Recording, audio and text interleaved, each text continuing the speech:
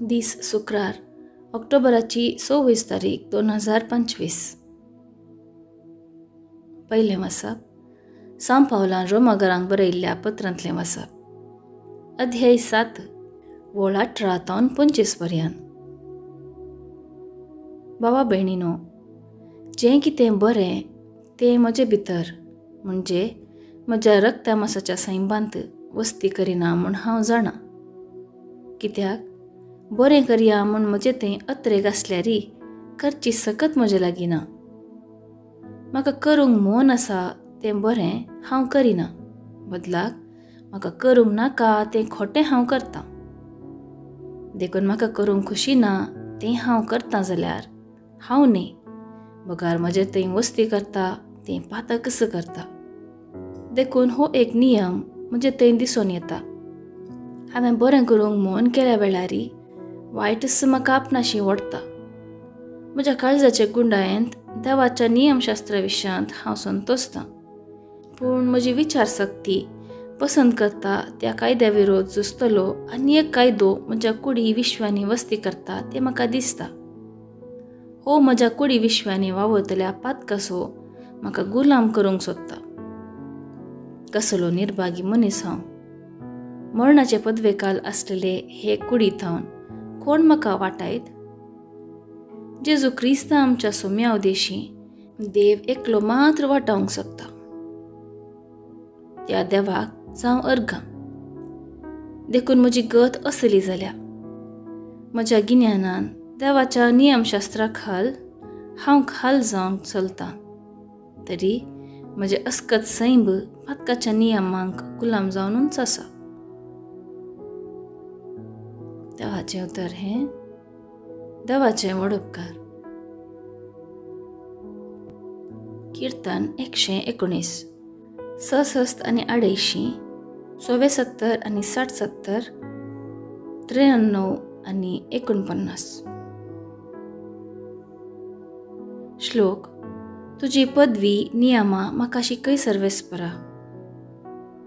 बुदवंतकाय आनी समजोणी म्हाका दी, कित्याक तुज्या उपादेसांचेर हांव पातयेतां न्हय.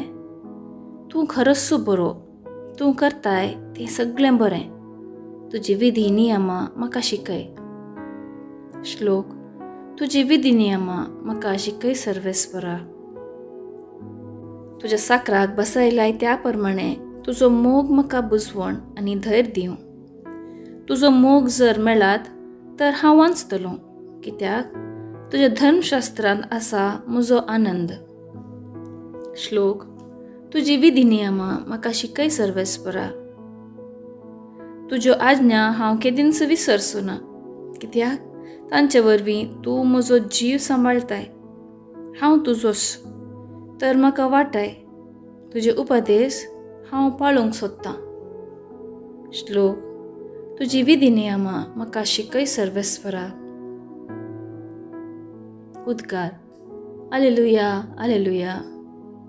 सदैव तूं बापा सर्गा संवसाराच्या धन्या, कित्याक सर्गींच्या राज्याचे खूट ल्हानांक तुवें उगाडलाय. आलेलुया आलेलुया.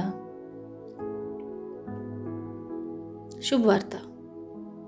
सांव लुका प्रमाणे जेजू क्रिस्ताची शुभ वार्ता अध्याय 12 वोळ 56 ते 59.